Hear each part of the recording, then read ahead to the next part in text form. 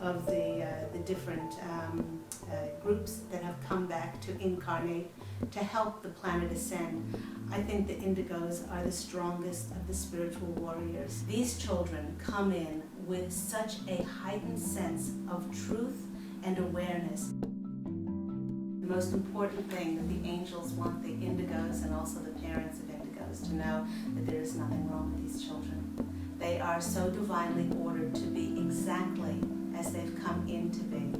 And the message for them is to stand in their truth, is to be as authentic, open, honest, and transparent as they possibly can, is to believe in themselves. And the more they believe in themselves, the more that they will shine this enormous light on the contrasts of things and the status quo that people have just taken for granted for so long, and to keep showing up those differences over and over again. They consciously chose to come back to bring the new age of peace to the planet. Some of the characteristics of Indigos are that they are highly sensitive, they are have a heightened sense of psychic awareness, they are natural healers, and one thing that they do have is they have this natural barometer inside of them, this internal lie detector. They know without a shadow of a doubt when somebody is telling an untruth. They are often seen as combative. They are often seen as argumentative. They are the generation that is going to show us the truth, and it makes people uncomfortable. A lot of things that have been put in place that are the status quo, the ritual way of doing things, following things that have not been in the best interest for us, things to do with the environment, things to do with governance, things to do with health and food and lifestyle, and all of these things were mainly put into place for the betterment of a few and to make gobs of money out of things. And the Indigos come along and they say, no, there has to be a different way, and is shining their tremendous light on doing things differently. This is probably the most important thing, is that they are surrounded and supported by other Indigos, so that they know that they're not alone in the world, and that there are others out there that share their ideas, share their way of doing things, and it's beautiful to see them come together because they have this natural bond with one another, and they're really strength in numbers. One of the most important things that we can do is to also listen, acknowledge, and validate what these children are saying to us. The Indigos, the crystals, the rainbows, they come in with such a heightened sense of telepathic awareness. I know that the crystal children, many of them didn't start speaking till like they were 3 or 4 years of age. It's because they didn't need to speak. They were picking things up telepathically, and they were certainly seeing, perceiving, and hearing angels. And so when they would come to the parents, and the parents would say, oh, that's nice, that's just your imaginary friend, or that's your overactive imagination, it really belittles the child. And so if you can really validate what the child is speaking about, this can help them enormously. When my children were young, they thrived best in rituals and having schedules. This gave them a sense of protection. It gave them a sense of knowing what was coming, and security and feeling safe.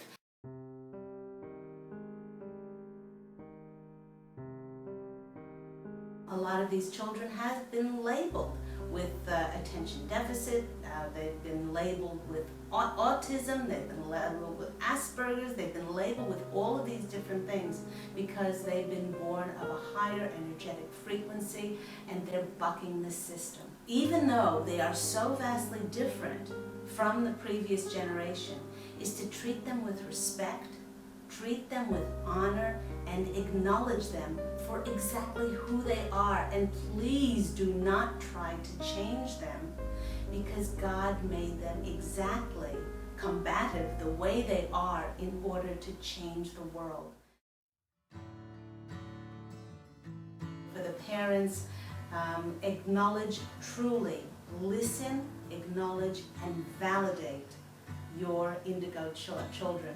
Because once you do this, with that support and that's empowerment, it's going to help them illuminate and radiate who they are, shine this out to the world, and we all do so much better when we are acknowledged for exactly who we are. Another thing for the educators and the teachers and the health practitioners is to really know that these children learn differently. They don't learn, many of them don't learn just by sitting still and just reciting facts. Many of them need to walk around when they're being taught. They need to lie down. They need to move about the classroom. These children are like little diamonds. That's what they're like. And it reminds me of the original word for education in ancient Greek, which is the word eduko.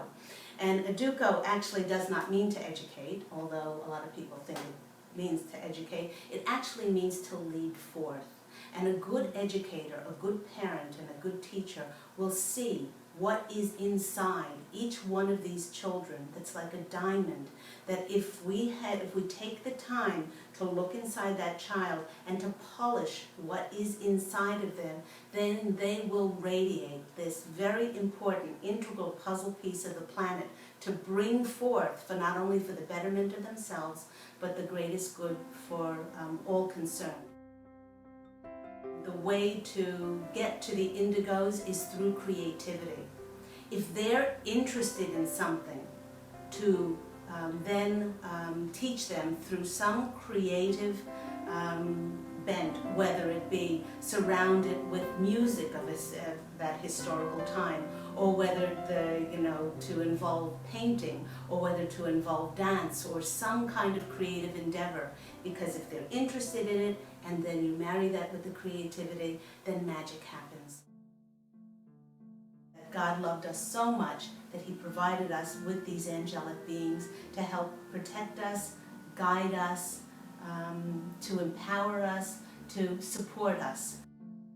One of the greatest things that we can do as educators or the parents of children is to start a dialogue, an open, honest dialogue about our angelic connection with children from an early age. As they get older, it's probably more important for them to have that assuredness of that angelic connection. When they go through those pre-teen years, those early teen years, and they start to doubt themselves, they start to maybe have peer pressure, they start to see themselves as, different, to have that angelic connection around for empowerment and support, and also that they can bounce off their ideas and their concerns, and know that they've been heard and acknowledged for exactly who they are, is going to help them in those more difficult years. Many children and many adults don't ask for things in their lives. The angels, and certainly we have to tell the child that, if you want a puppy, it's not magically the angel won't give you a puppy in the next 5 minutes, but they will take your prayers up to God, and then God decides the how and the when of this happening. But really, truly, all prayers are answered for the greatest good of the child. Say to the child, now, while you're sleeping, we're going to call in the angels, and the angels are going to provide protection and watch over you when you sleep. And it's like this great weight that we take off of ourselves at night. It's like this coat that we've been wearing of our concerns or anything that happened during the day, and we give it over, and then immediately we feel better. It's very much like when we're unwell and we decide to call the doctor and we make the appointment. When we hang the phone up, oftentimes we say, oh, I feel so much better just having made that appointment. And, because we're all healers inside of ourselves, just for the mere fact that we've given over those concerns to the angels. You can say to the child, the angels are at the foot of your bed, and they're at the head of your bed, and they're surrounding the room with this beautiful white golden light of protection. And so, you don't have nothing to worry about when you go to sleep at night. The child has a nightmare is to call in Archangel Michael. There are so many images of Archangel Michael with his sword and his shield as a protection, and you can tell the child Archangel Michael is here to protect you through the night, so that there is nothing that would be unsettling for you or that could harm you in any way. Another archangel for a specific issue is Archangel Raphael if the child is sick. If the child is not feeling well, is to bring in and actually visualize that green healing emerald light of Archangel Raphael, to bathe the room in that healing light, and to say Archangel Raphael is here and he's helping you to ease whatever discomfort you're feeling. Then they will take this as a natural course, knowing that God has provided everyone as a gift. It's a blessing to us, so that we are never alone.